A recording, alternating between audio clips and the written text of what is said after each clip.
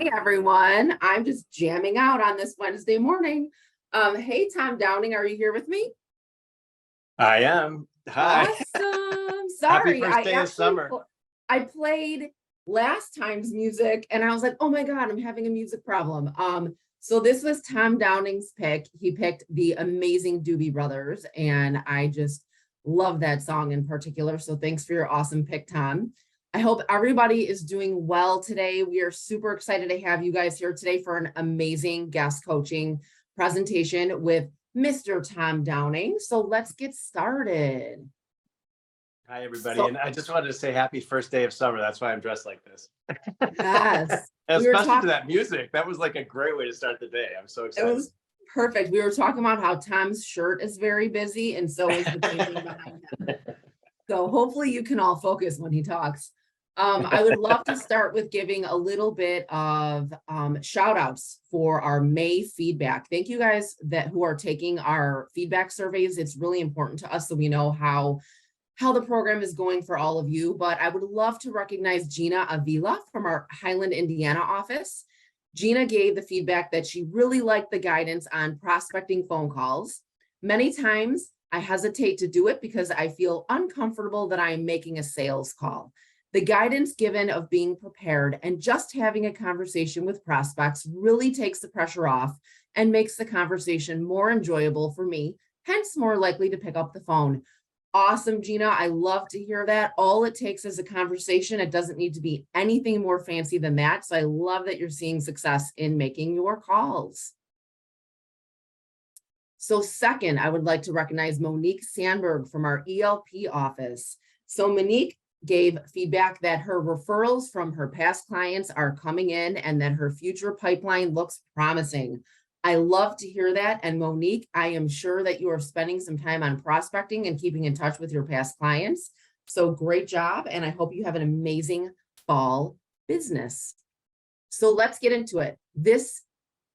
Today, we are going to be doing our guest coaching seminar, and we are going to be talking about how to up our buyer's game. We have Tom Downing here. Tom is an amazing managing broker on our leadership team. So I'd love to get a little bit of background about Tom. So he had a previous career in management consulting, and he supported many Fortune 500 companies. I'd love to give Tom a minute to talk about that. He began selling in 2013. He joined AT in 2015 and built a successful team. He won the Rolex. He joined the AT leadership team in 2020. He now oversees our amazing Winnetka office. It has over 180 agents there. They generate a ton of business, over $1.3 billion in annual close sales volume. So that's a busy office. North Shore native. He loves Chicagoland restaurants and traveling. And one of my most favorite pieces of information about Tom is that he competed in the Chicago Triathlon and is an Ironman. So Tom, I mean, I gave a lot of information about you, but give us a little bit of like, who are you? And especially if you could tell us a little bit about your previous career in management consulting and how that kind of translates to real estate. I'd love to hear that. Sure. Actually, it's funny. All the time I've been here, no one's ever asked me that question, but no. So when a shout out to all the people I know on the call, I see a lot of names I recognize, but yeah, so I started my career. It's always been in helping businesses grow their business through their current customers. So either client services or what a lot of people at the time were calling customer relationship management. I did it for hospitals and Disney and a bunch of other places back when they were creating the wheel, I think, and also around, because I'm a little bit old, about when people were really looking to start to grow their business by looking backwards and saying, okay, look, what is the best part about what I'm doing with my current clients? What type of clients am I attracting?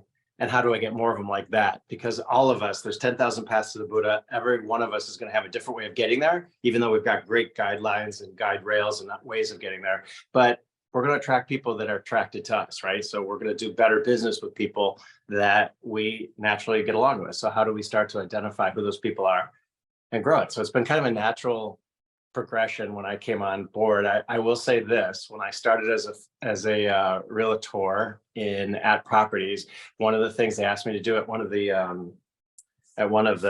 expos was to talk about my CRM And it was the funniest thing ever because I had 4 people in there because I had moved back here after being gone for like 20 years. So I had no CRM. So in the beginning, it really was, how do I get out there and grow my business? And then how do we start getting more business from our current customers? Awesome. So you guys can imagine how that translates into his leadership role at Properties. Tom, did you complete the Chicago Triathlon and the Ironman?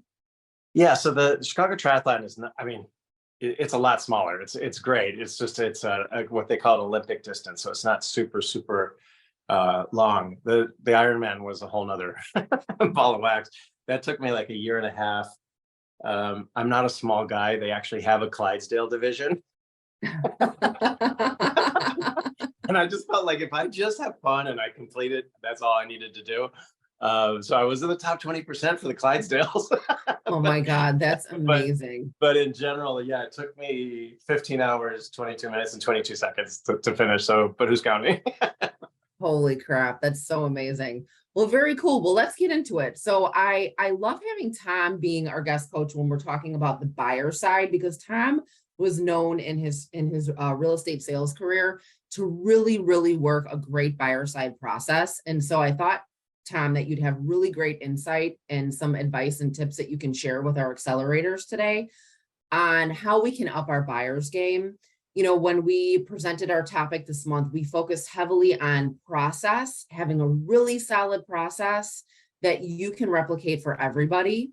And then also knowing your value proposition. And we talked about taking the Getting What You're Worth workshop, because it also does translate on the buyer side as well. So I would love to focus more on the process part of it with you. So if you could give us a little rundown of what did your buyer's process look like and why do you think it was so effective? That's a great question. So I think part of the process, can you guys see me or did the video? Okay, cool. So the part of it about having a process is 2 things. One is whenever we get a call, and this probably can be anyone on this call can feel this way. It's like we're in the middle of our day. We're feeling like, oh my God, my pipeline is tiny. I don't know what I'm going to do next. My world's coming to an end. Because that's how we feel. So up and down.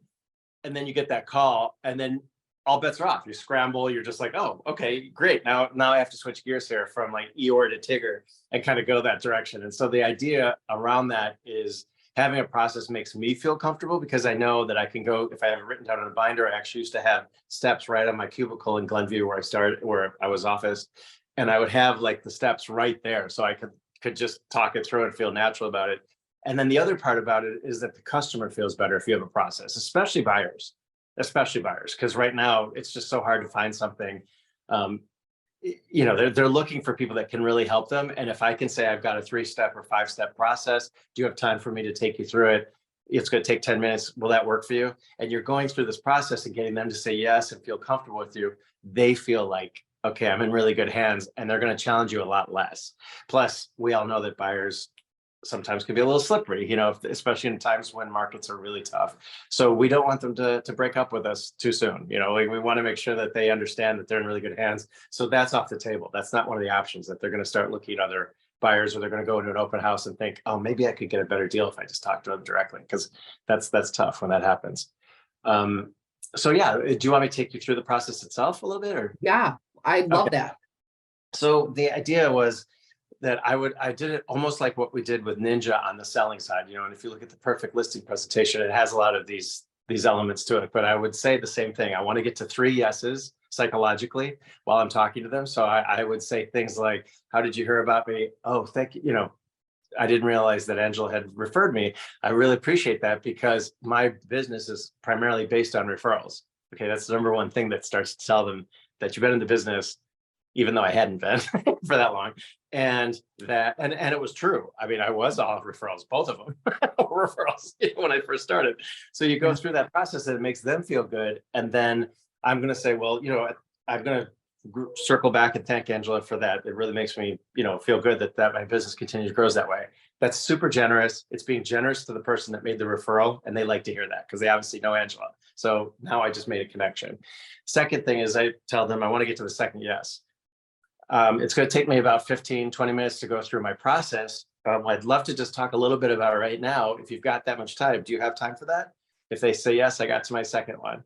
And then as we go through it, I'm going to find another one somewhere in there. Like, does that make sense? You'll hear Kevin Van Eck says that a lot. He'll say, does that make sense? Because by getting yeses, even when he's training us, we are becoming more and more involved in how he's doing it. There's actual psychology to it. So I love that stuff. So then we go through, we do that. I tell them that, what we're going to do is first, I'm going to have you come into the office. And this gets tricky because when I had a team, I had some team members that didn't really love this until they did it. And then they're like, okay, I'm your slave. I get it. Like, this makes sense, right? So the beginning, you say, I'd love for you to come into the office. I know that it's a little bit of inconvenience, but I want to take you through the process that we have. I also want to learn a lot about what you're trying to do and where you're trying to get to. There's two things that happen. One is it puts you kind of in the driver's seat because they get to see how nice our offices are. And it doesn't happen a lot of times we're on the buy side. We just meet them somewhere, or they get in our car, or we meet them at their house, or whatever's happening. So it just shows that, yeah, no, I don't work out of my station wagon with the paneling on the side. It actually means that I have an office, I have a real business, and I treat it like a business. Again, they start to feel really good about it, and they come in, they get a glass of water, whatever it is. If they can't do that, this is the trick we used to do. So if they won't or can't come in, they're like, I know how to do this. And if they're a doctor, a physician, a surgeon, an oncologist, and they say they've built many houses and they've done this many times, they don't get upset, they're going to be the ones that are the most. That is my take. Yeah. So what we want to do is stop that process. So, for them getting nervous as they go through it. So they come in, we sit down, and we go through it. And I'll say that in a second. But if they don't, then what I do, when I schedule the first days, the first day of going out, you're going to look at 6 or 7 places, hopefully no more than that, because, the fatigue starts. But the first one I have, I just say, let's meet at my office at 10 and we'll have a full day. I'll have a schedule for it. And these are the houses we're going to see. When they sit down, I'll say, we've got a little time. The first one's not until 10:45.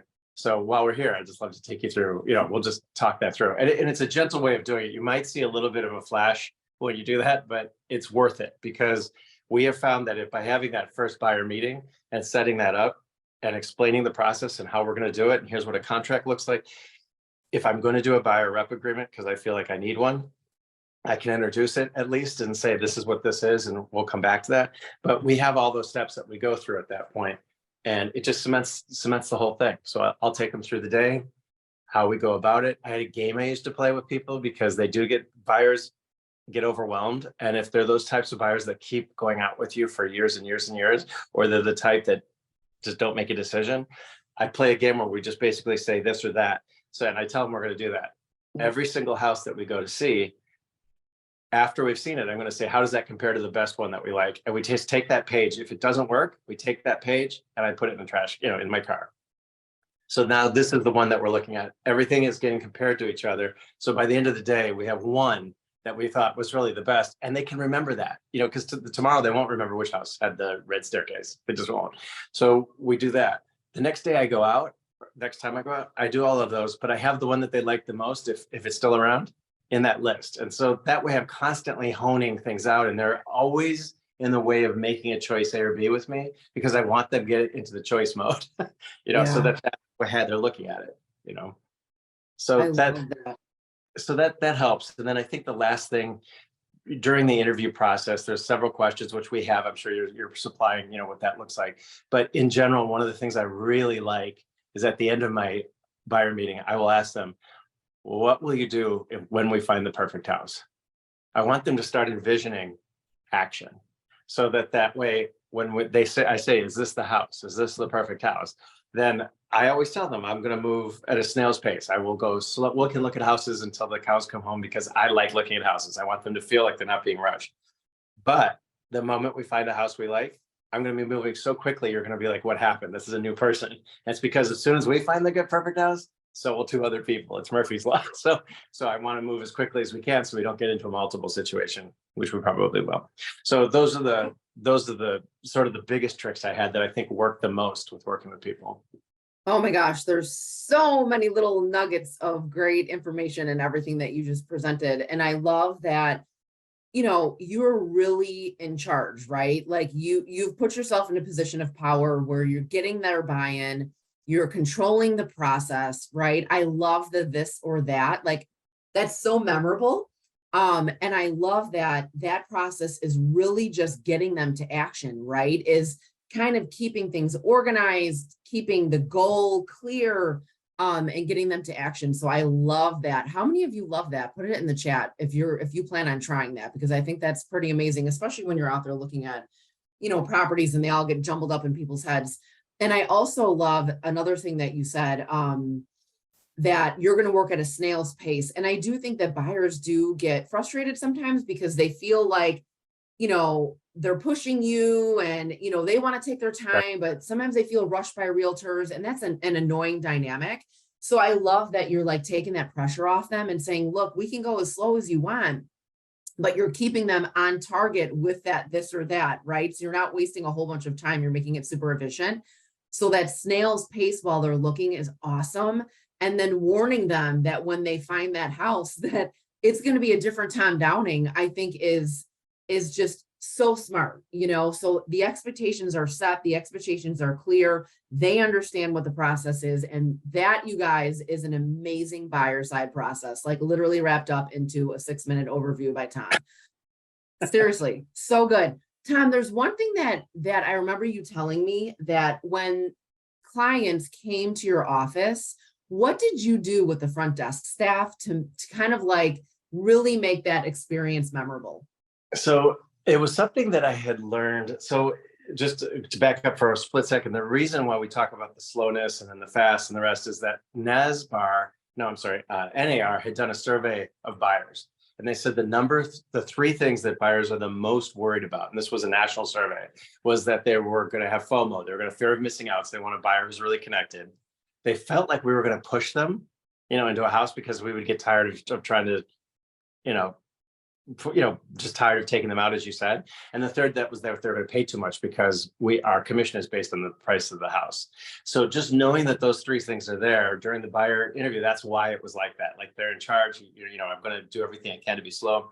So to that same effect, when they came into the office in Glenview, and the manager, the office desk person there, actually, she was a little bit, so maybe suspicious in the beginning when I asked her about it. And then once it started working, she totally did it for me, which was great. But I would let her know the names of the people coming to visit with me.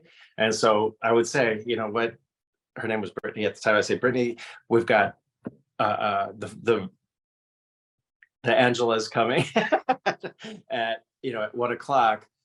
What I'd love for you to do is, when they come in, just welcome them and say, oh, Tom's been, Mr. and Mrs. Angela, Tom's been expecting you, come on in. And it just sets an amazing tone for the whole thing. And then we're really good, frankly, at welcoming people, I think, overall. And our front desk staff is amazing.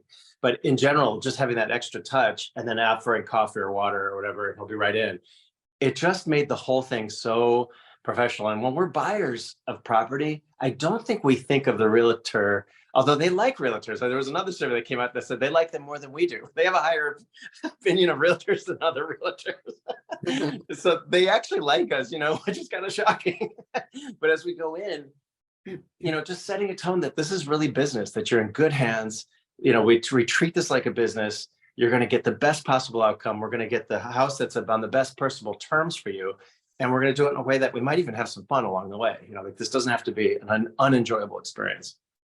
Love that. Are there any other personal touches that you feel like you used to do with your buyers that, like, a lot of agents don't do, that you would recommend? Putting you on the spot. No, I love this. So our books were always really well done, so we always looked really prepared. Our books, I think sometimes we take them for granted unless you've been at another brokerage.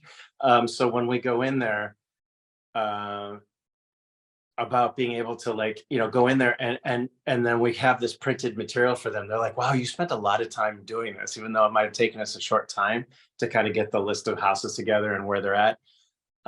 So that always worked. And then, what the last thing I would say is, even though I might be kind of driven and competitive and doing what I'm doing, I always took time to say, look, I look at myself as a consultant, not a salesperson. I am here to help you find the right house at the best possible terms. I am not going to be salesy. So I am going to do this in a way that I'm going to tell you the positive and negatives. When we look at houses, I'm going to learn from you on how the pace you like to go at, also like what's important to you. So just be comfortable in knowing that I'm not going to push you into a house you don't want. We're going to get the best possible terms. And I talked about how I was paid as well, even back then, because then that made them feel comfortable that the difference between a $300,000 house and a $250,000 house wasn't very much commission. That my ultimate goal was to make sure they were happy and would refer me business. Yeah, I love that. Karen Burns just sent a message to me about the whole exclusive buyer broker representation agreement, the PLN, et cetera, et cetera. And I think that, probably would be a much larger discussion. But what can you recommend, Tom, just elementary, foundationally, regarding that whole situation and a buyer's broker's agreement? Sure. It's a really good question. And it's one that we got a lot of in the beginning. I didn't know any better. I came from India. I'm sorry, from India. I love Indiana, but I was coming from Minnesota. I was at Edina Realty in Edina, Minnesota. And that state, we just always did buyer rep agreements based on the way the legality works in that state. So when I got here, I didn't know any better. Right. So I just always had them.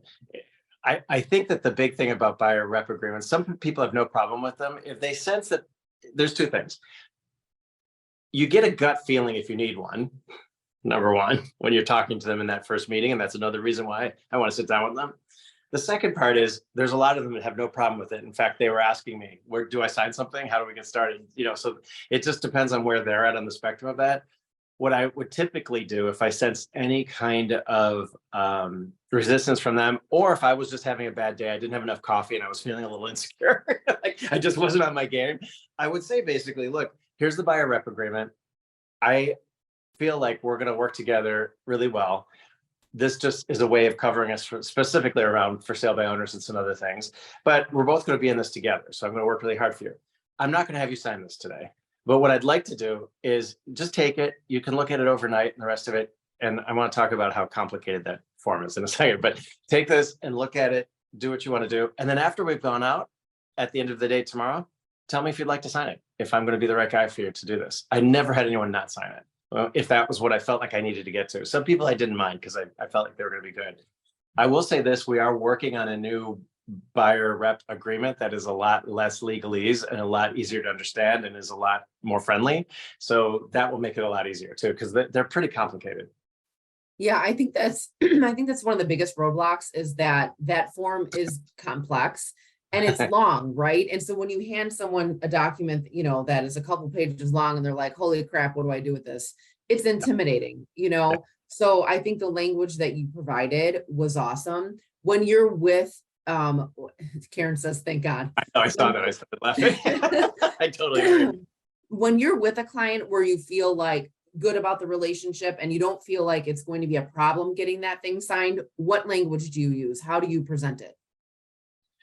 So just like I said, like if I don't think it's going to be a problem, I'll say, this is kind of a form that we utilize. And there's a lot of classes, actually. There's a class, I believe, on the buyer rep agreement that's on Academy, I believe. There's a video of it. There may not be, but it's part of something. I know we talked about it. It might be the buyer. Oh, I think it's under buyer. Perfect buyer strategies. Yep. Yeah. So in that, it goes into a lot more depth, but it's basically, I would just say this is an opportunity for us to work together. It just means that if you were to find a house with somebody else, well, I don't even say that, to be perfectly honest, because I don't want to plant that seed. But basically, I just say it means that we're committed to each other. I'm committed to taking my time and making sure I do everything I can. You saw all these things we're going to do for you that's different than anybody else that you might work with. All I'm asking is that you commit your time to me. And so I try to balance it with all this other good stuff I did to make it seem like, well, all you have to do is agree to work with me. I mean, yeah. How hard is it? So really knowing your value, right? Proving your value right up front is super important, which is why we're recommending you all take the Getting What You're Worth class, because it's so important. So being confident in your value as the services you're going to provide as the professional realtor in the situation, it makes that ask a little bit easier of getting them to sign that buyer's rep. So that's why we're really trying to go heavy on knowing your value as an agent. Katrina says, how did you go over the compensation if the seller was offering less or not the possibility of not at all, and how they would go about paying it? So we just did, that's another great question. I'm on the board for NASBAR currently. This is the end of my term, but one of the things we've talked about a lot was why did the PLN with MRED, which is a different company, so we're sister associations, but it's not the same. Why did they go to the $0 on the PLN? Because that's a whole nother discussion, but the simplest terms are, it was at $1. And so by going to $0, it allowed, because by even having $1 on there, it was saying we were forcing some kind of compensation or some kind of agreement between all the brokerages. By doing a zero, it took away all of that issue, right? The other thing is they've been testing it, and I think it's less than 0.1% of the people that have put 0 or 1 ever in there. So we're talking about dumbing it down to the most extreme, right? So in general, if there is a PLN agreement, and I would talk to your managing broker about it, but if you found one, first of all, we'd love to know about it. If you found one that was below standards in the PLN, which we haven't seen many or any so far, but if that's the case, talk to your managing broker just to make sure that we can be aware of it. And it's probably not going to be we'll see how that goes. But then the other part would be to use the one-time showing agreement. Well, it's now we just use our listing agreements, but it would be an agreement of compensation with the other side. And I'd give them a call and say, look, I have an interested party in your property. I see that it's $0. That makes no sense. Well, why did you even list it? And then, work that out with them, because they want to sell it as well. I would imagine there'd be very few people that would accept that. Now, that being said, ethically, we have to work for our clients, and we need to show them anything they like to see, right? In that particular case, you might treat it like a for sale by owner. So you would say, I can't see what Katrina said, but we'll get to that. But basically, we had a for sale by owner. It would be the same as a for sale by owner, but basically you would just say, look, if they're not going to pay me, I'm asking you to pay the 2.5%. I'm worth it.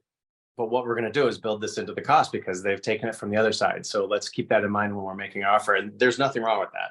It's just that we do have to be, and lastly, let's say none of those work. You don't have to show that property. You could go back and say, look, I'm not going to show you that property, but I've got other people here that are willing to do it for you, so that you're taking care of them as a client, but you might not want to be part of it. I mean, that probably is the most extreme. The reason I bring that up is I like to just think of what's my worst case scenario in case something happened. And I brought that up in the meeting, and you could do that. Yeah. She says, I'm hearing Main Street has talked about it, the chance that full MLS listings could end up without a co-op compensation.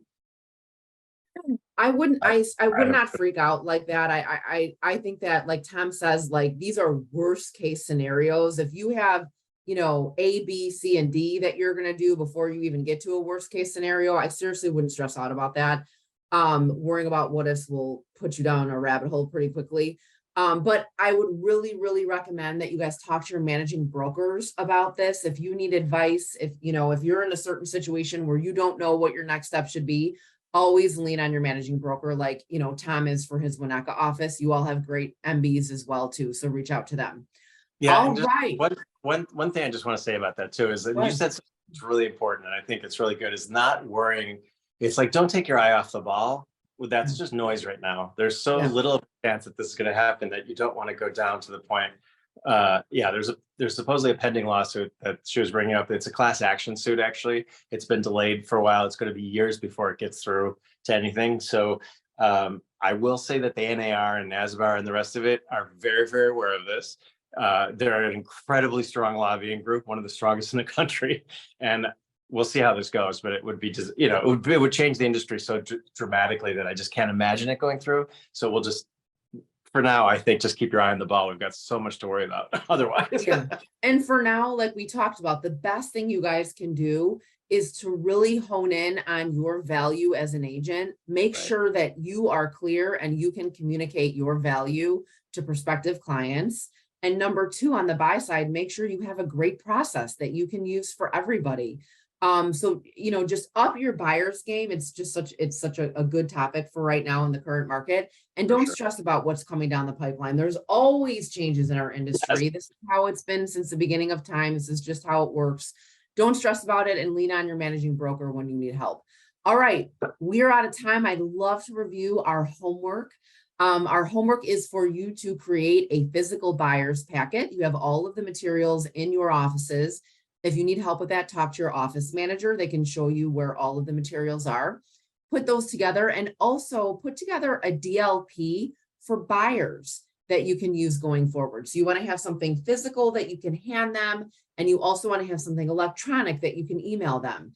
If you do not have a DLP or you don't know how to use our DLP, there's a great course in AT Academy that you can watch that will quickly walk you through how to set one up. It will literally take you 15 minutes. It's super easy.